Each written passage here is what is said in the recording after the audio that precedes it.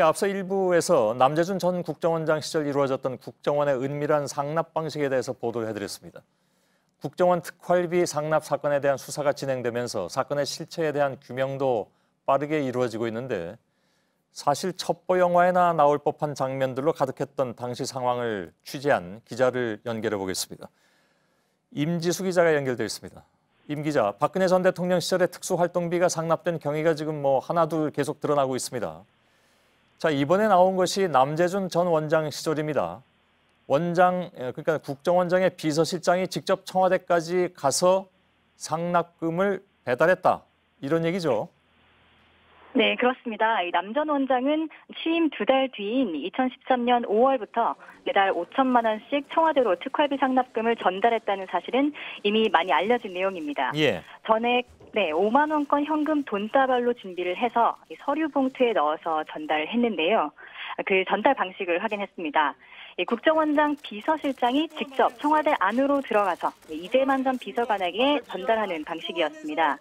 청와대 출입 기록에는 청와대에 파견 나온 국정원 직원을 만나러 왔다라고 거짓말을 기재하고 오갔다는 겁니다. 예. 근데 아무리 파견 직원을 보러 가는 거라고 해도 너무 자주 청와대를 드나들면 주변에서 좀 이상하게 생각할 수도 있는 거 아니겠습니까? 그러니까 그 때문이었는지는 모르겠지만 청와대에서 보낸 차량을 이용해서 들어가기도 했다면서요? 네, 그렇습니다.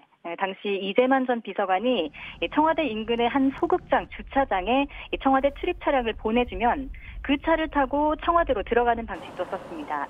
박근혜 전 대통령의 비선 진료 때도 이 비선 의료진들이 이런 방식으로 청와대를 드나들곤 한 것으로 조사가 된 바 있는데요. 예. 신원 확인 없이 출입이 가능하도록 은밀하게 부셔보냈다. 이렇게 볼 수 있는 대목입니다. 예.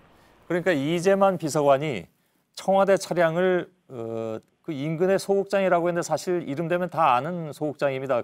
성공회. 네, 그렇습니다. 네. 네, 성공회 그 바로 옆에 있는 그런 그 소극장 얘기하는 거 아니겠습니까? 광화문에. 네, 네. 글로 차를 보내면 남재준 원장의 비서실장이 거기 있다가 그 차를 타고 간 겁니까? 아니면 다른 직원이 또 타고 들어가고 그랬습니까? 지금 검찰 조사 결과 드러난 것은 남재준 전 원장의 비서실장이 준비된 차량에 올라타서 청와대 안까지 들어갔다는 겁니다. 청와대 차량이니까 더더군다나 이재관 비서관이 보낸 차량이라면 검문이 있었을 리가 없는 것이고 그냥 무사 통과를 했다. 네. 예. 그 시절에 아무튼 무사 통과한 사람들이 꽤 많군요. 그중에 한 사람이 바로 국정원장의 비서실장.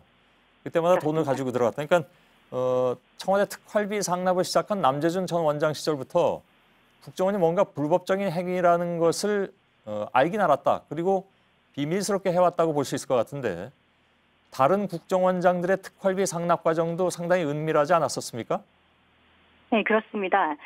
남 전 원장 후임인 이병기 전 원장 시절에는 배달책 역할을 했던 이현수 전 기조실장이 청와대 연무관 주변 골목길에서 안봉근 전 비서관의 차량에 직접 올라타서 돈가방을 전달한 것으로 전해집니다. 예. 그리고 이병호 원장 시절에도 이른바 진박 감별을 위한 여론조사 비용 5억 원이 북악 스카이웨이 노상에서 전달된 것으로 검찰은 파악하고 있습니다. 예. 저런 모두 외부 노출을 피해서 조심스럽게 돈을 전달하기 위해 노력한 모습들로 보입니다. 예. 자, 안봉근, 이재만 전 비서관들에 대해서는 오늘 결국 이제 기소가 됐습니다. 그래서 재판에 넘겨지게 됐는데 재판 과정에서 어떤 얘기들이 나올지 좀 지켜봐야 될 것 같습니다.